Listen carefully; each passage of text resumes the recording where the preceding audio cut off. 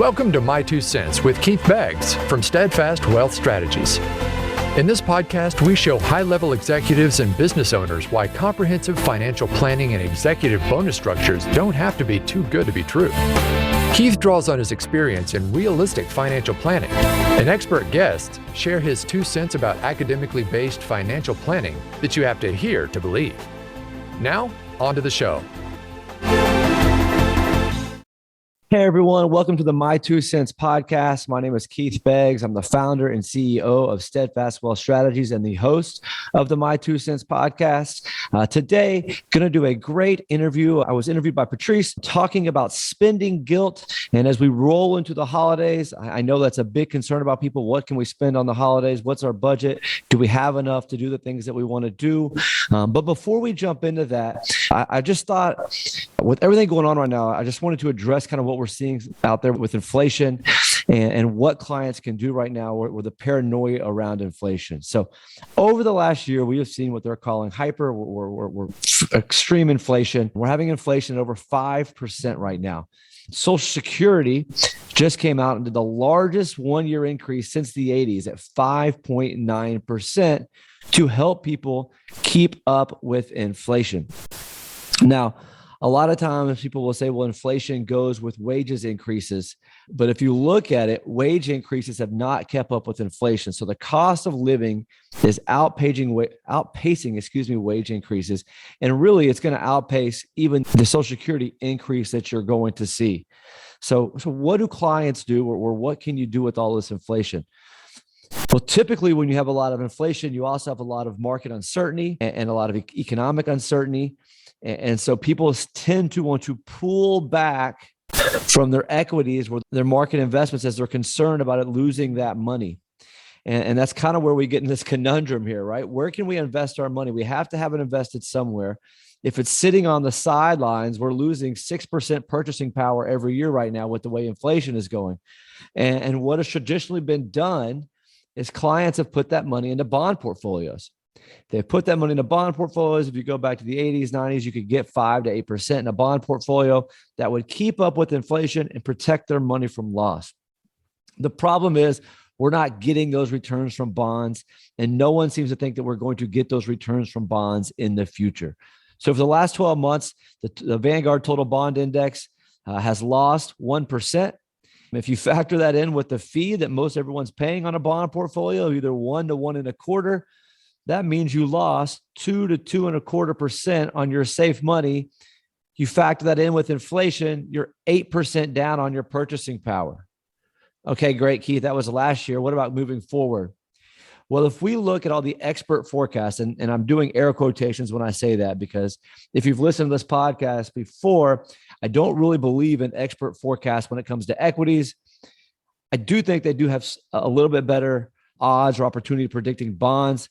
But if you look at it from BlackRock to JP Morgan to Morningstar to Vanguard, nobody predicts over the next 7 to 10 years a bond portfolio higher than 2%. So again, we got a 1 to 1.25% fee.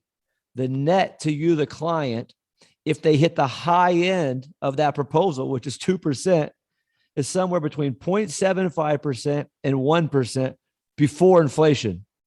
Meaning that the money you have in bonds is going to be losing purchasing power every year over the next 7 to 10 years, right? And if you look at it, when you get to retirement, they always say you want to have a safer portfolio when you get to retirement, right? More in bonds, less in equities. There's the rule of 100 has been common out there, which is whatever your age is, that's the percent of money you should have in safe money or bond portfolios. So if I give you an example, you're 60 years old. They say you should have 60% in bonds, 40% in equities. Well, if you took that advice, that means 60% of your money was going to be losing 4 to 5% of purchasing power every year, which means that you need to get your equity portion, that 40% has got to be doing 12% a year just to stay flat. So if this is your plan, I would say you don't have a really solid plan right now, and you need to talk to an advisor, whether it be us or somebody else. There are a lot of products out there, and I'm going to mention the same ones because we truly believe in them. There's great index annuity products out there that have zero fees, zero risk of market loss, have been doing somewhere between 4 and 7%, and can give you guaranteed income with inflation protection on it, meaning that the income is guaranteed to go up by inflation year over year, so you do not lose your purchasing power. Now, we've been in pretty small inflation for the last 15, 20 years of 1.25% to 2%. So everyone's like, whipty-doo-dah. But now as we move into this hyperinflation and this excess, we're just rapid inflation that we're involved in, knowing that your purchasing power is going to be there for you today, and then it's going to be the same in 10 years and the same in 15 years, might give you a lot of comfort, right? Might give you a lot of comfort and might help you actually go out and spend and enjoy your retirement instead of sit around and be panicked. So there is a tie into what we're talking about now and what I'm going to talk about to Patrice in here in just a little bit. So if you don't have any inflation protection, if you don't have a great safe money alternative besides bonds, I could see where you'd have spending guilt. I could see where you'd be scared to go purchase Christmas presents or go on a vacation or go to dinner. But if you put the right plan together, you don't have to fear these short-term concerns. So with that, we're going to roll into the interview. I hope it goes well I hope you guys really enjoy it. And if we could be of any value to you, or if you have any questions, as always, feel free to reach out to us. You can call me at 832-506-9034. Hey, everybody. I'm Patrice Sikora, and I'm here with Keith Beggs. He's been talking about inflation. He's been talking about protecting your money. But he also mentioned something about spending your money and maybe feeling a little guilty about that. Believe it or not, it is a thing. And Keith can tell you all about it because as an advisor, he sees it. So, Keith, what is this guilt about spending money? Yes. Hey, good morning, Patrice. How are you? All right. But I'm curious about this. Yeah. So what we see is as people get closer to retirement, or especially early on in retirement, right, they have the most money that they're ever going to have, typically, right, where they feel like they have the most money that they're ever going to have. And they've got to make this last for whether it's 15, 20, 25, 30 years. So they've worked 25, 30 years. They just retired. They have all this money. And you think that they're going to just start going on vacation, going out to dinner, trying new hobbies. And what we find a lot of times is they sit at home and they don't do anything. And they're paranoid about if they're going to make it. And it's not due to a lack of savings, right? The majority of our clients, when we sit down with them and we're able to put the plan together, have more than enough money to sustain lifestyle, right? And lifestyle is subjective. Right? People are usually comfortable with a lifestyle based on their income over the last, however long. And so they typically just want to maintain lifestyle. And for most clients, that's not too hard to do if they do the planning, but without a plan, they're scared to spend it because they don't know if they have enough to make it. What's going to happen? Like we just talked about with inflation, right? Is that going to interfere with it? Are they going to have enough for medical expenses? What are medical expenses going to be? And so when they have a lack of planning, it's kind of like, I think they kind of recluse, right? And they kind of just come back and they don't do anything. And it's really sad. I don't have a better word for it because, you work so long. You want to have fun. You want to enjoy what you've earned. And you've probably been talking to your friends about all the stuff you're going to do, right? And like right now, there's a lot of economic turmoil. There's very high inflation. There's a lot of things going on. But you know what? Last year we had COVID. And we had a lot of things going on. And in 2008, we had a lot of things going on. And in 2000, so there's always going to be a lot of stuff going on, right? Very seldom do we have nothing to be concerned about as a country or individual. I mean, that's pie in the sky thinking. So we kind of get wrapped up in the moment sometimes. But what we want to do is tell people that if you put together the proper plan, these short-term economic effects, whether it be inflation or volatility, whatever they are, you can plan for, and then you can give yourself permission to go out and enjoy retirement and not sit around all day watching these news channels that do nothing but try to make you scared because you know why? They want you to stay watching the show. And if I tell you everything's going to be all right, you're probably going to turn off the TV and go outside. And spend money. Spend money. But if I tell you that the world is going to collapse and, the Chicken Little, the sky is falling, you're probably going to sit in and stay glued to that TV because you're freaked out about it. Now, with your clients, Keith, if you see somebody's not really doing anything, do you just kind of give them a little poke, or do you call them up and say, we need to? Well, a lot of times, once there are clients of ours, we kind of can get over this hurdle because we talk a lot about this in the planning process, right? Okay. But when we meet somebody, and I always ask them to bring in a budget, right? What's your budget? Honestly, most people haven't done a budget in forever, myself included, right? I'm not like, so if you haven't done a budget, don't My feel like hand is you're up too. My hand is yeah, yeah. So they're not fun to do, right? But we ask everyone to do one. And when they come in, if I'm looking at their budget in relation to their assets, it doesn't mean you have to go, spend frivolously, right? But we'll talk about it. What's keeping you from doing things when you set out to retire? We also want to talk about what were your goals, right? So we do this thing with Matson, and Matson Money is a big partner of ours. And we say, what is your true purpose for money? That is that in which it's bigger than money itself. So why are we working to save all this money? Why have you worked so hard to put all this money together, right? What is the purpose with it? Let me give you some examples. And some people have very big grandiose purposes. Other people have much more dialed in focused purposes, sure. Right? So a focus of mine is to have an impact in our community positively. Right. So I want to use my business and our income and what we do to then go out and have a positive impact in our community. So, or some people might be to have an impact with their church, or it might be to help get their kids through college, their grandkids through college. Right. So we got to define that purpose. And that does a couple of things for us. One, it helps us set a budget. Two, it lets us figure out how we want to invest our money. Because a lot of people want to take a lot less chances and do a lot less speculating and gambling with their money once they truly know what it's for. And if you don't have a purpose for your money, a lot of times you don't want to spend it, or you don't want to do anything because you're not sure what it's there for. You just kind of want to hoard it because you're scared you're going to define or come up with that purpose later on, and then you're not going to have the money. So I think defining what you're looking for in retirement and then coming up with a budget are two very important things to begin this process. Is that the main way that you help people not be afraid? So there's a number of ways. One, we got to define how much money you can spend on an annual basis, right? Factor in inflation and let you know, and let's say you want to plan through age 95 or 100, that we're going to have money, right? So the first thing to do to feel comfortable with spending is know that you have enough that you can outlive, right? And so there's different ways to do that with financial vehicles and stuff and put plans together. So that's the first thing that we have to do. Then we have to kind of define what's the purpose, what do we want to accomplish, with our money. And then we have to talk about what are the pitfalls, what are the things that could interrupt, right? That we don't know about today that could interrupt this plan, and what would happen if those happen? Because that's kind of what a lot of concern is, the fear of the unknown, right? So that may be a major medical expense, right? One of those is, and these are things that are tough to talk about, right? But like dementia, Alzheimer's, right? What happens if those things creep into place? Because most people don't want to become a burden on their kids, right? So what are those pitfalls happen? One that we've talked about for a long time that's coming to fruition right now is inflation. Right. We've been doing this for a number of years, and inflation has been relatively small or stagnant, but it's a concern, and now it's here. Right. And some of the people that have planned properly, we never want to see this type of inflation, right? Because, we do have to make maybe small adjustments, but we planned for it. We knew it was a possibility. So then you can just adjust your plan and keep moving forward. Right. If you didn't have a plan for it, right, then you're scrambling. Yeah. Right.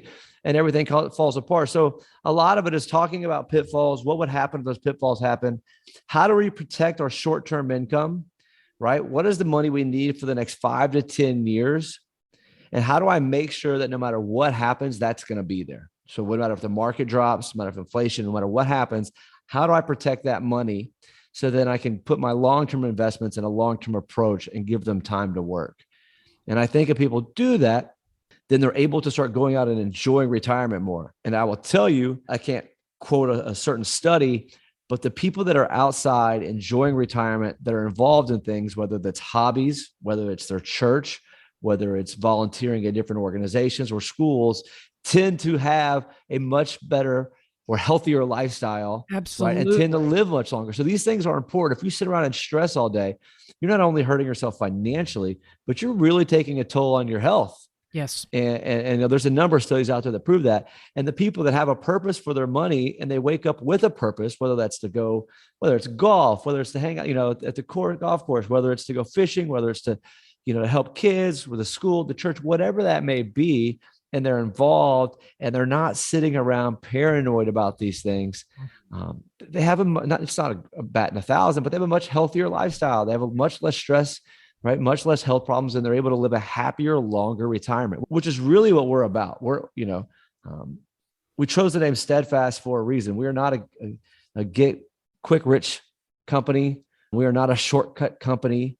We are about sustainability and lifestyle and managing risk and being very efficient with our clients so that they don't sit around and think about this stuff all the time, that they know that they have a plan that they can count on no matter what the daily news is, and they can enjoy retirement and not sit around and panic because they put all their eggs in one basket looking for, a miracle in terms of returns or something like that.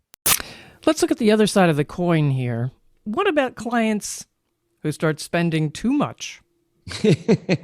Yes. So we do have clients that want to spend more of their money than they should. And to be 100% honest, we can't stop them, right? So we are not, it is always our clients' money, right? So I want to be very clear about that. Our clients can do whatever they want to do with their money. It's their money. They might do that against our recommendations, right? But they can always do what they want with their money. And, we do see some clients doing that. And that is a hard conversation, but it's one that if we're doing our job correctly, that we need to be willing to have. Mm-hmm. And a lot of times that'll happen on the front end with the client if they kind of bring in their budget and kind of what they're wanting to accomplish. And we'll be like, look, we don't feel like this is feasible. I could always put together something that says it would be, right? Because I can say, well, you're going to make X in the market where we can show whatever returns that they say they're going to get in the market, right? But if we and me personally, I don't feel like it's a feasible or has a high percentage chance of working, right? Not if a 20% chance of working isn't something I'm signing off on, right? We need to be in the 95 plus, right? And so if we don't believe it's going to work, then we'll obviously tell them that. And at some point, we may have to let them go. That was my next question. What do you do if they don't listen to you? At some point, we have to let them go. Okay. And there's no animosity towards it, but we have a company reputation and licenses on the line, and my family's future. I don't want to be sued because of improper spending where we're signing off on things that we think are inappropriate.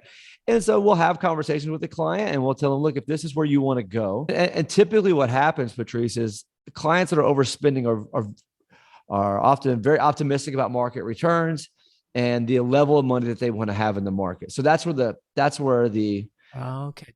It's not a butting the heads. We're just, we don't feel like that those, while they could happen, right? Everything, we can't say it can't happen. No one can predict the future. They don't have a higher probability of happening. And so we would just feel better if they did that with someone else who felt comfortable using those very aggressive assumptions. They're just a little optimistic. Yeah. And look, we love optimism, right?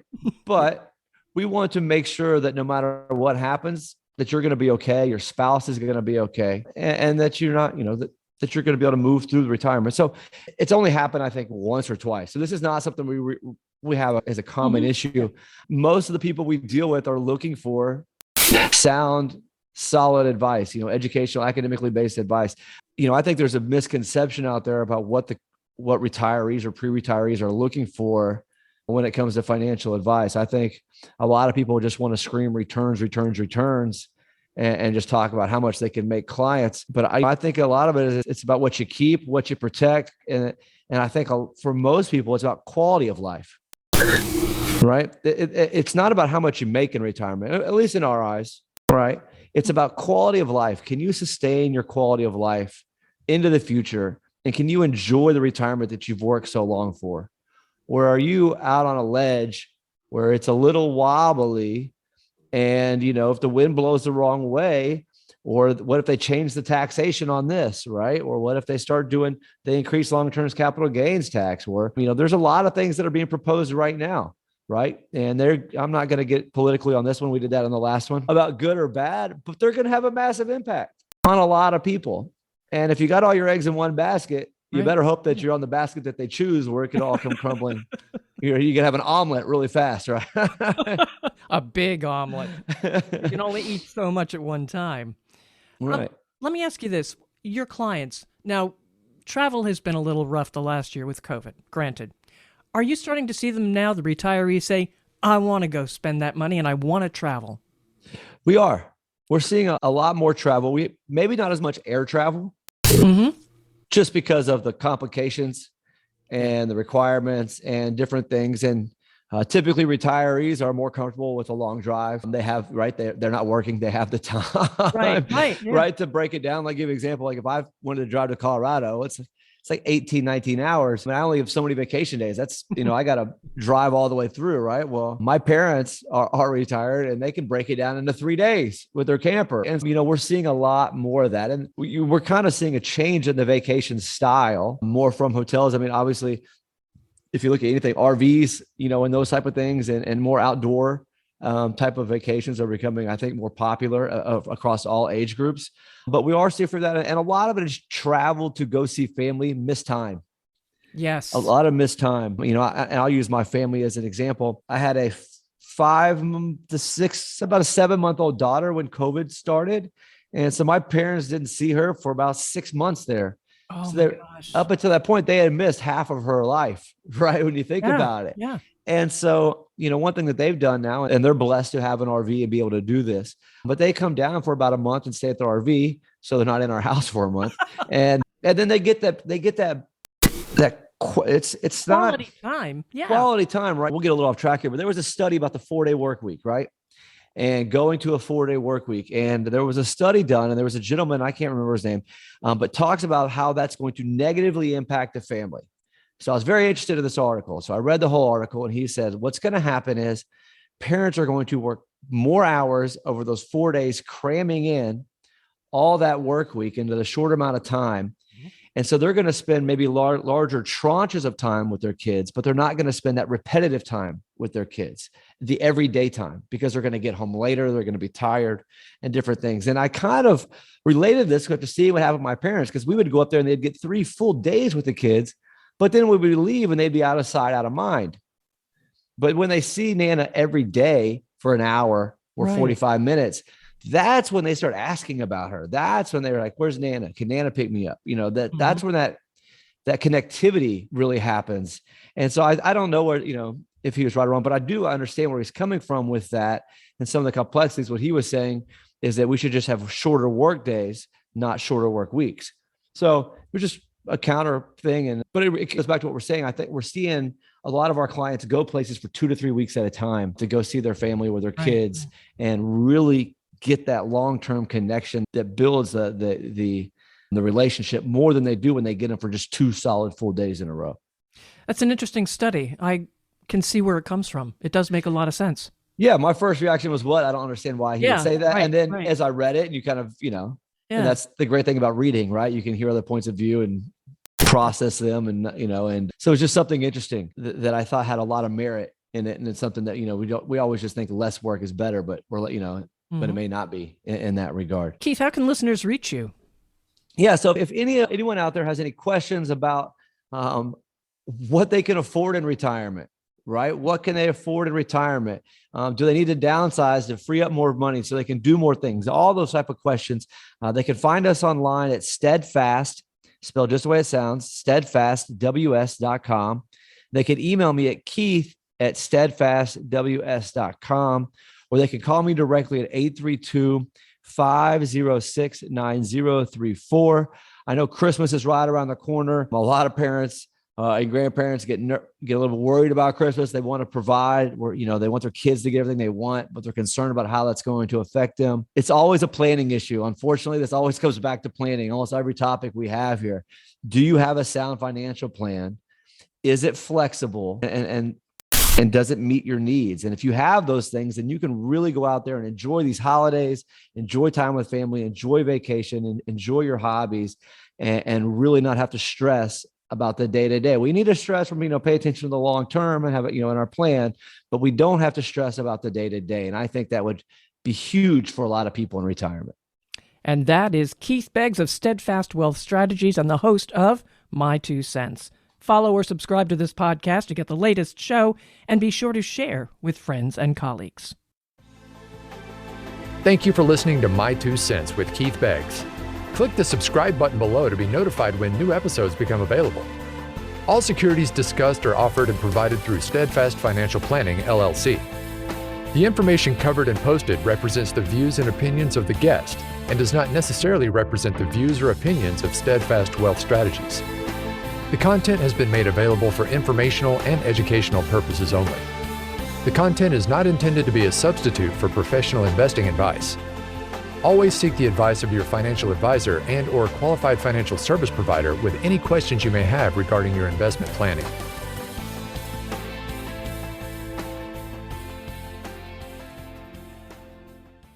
This podcast is not intended to provide specific investment, financial planning, tax, or legal advice. It is intended for educational purposes only. Please consult your tax advisor, financial advisor, or legal professional for specific advice on your specific situation.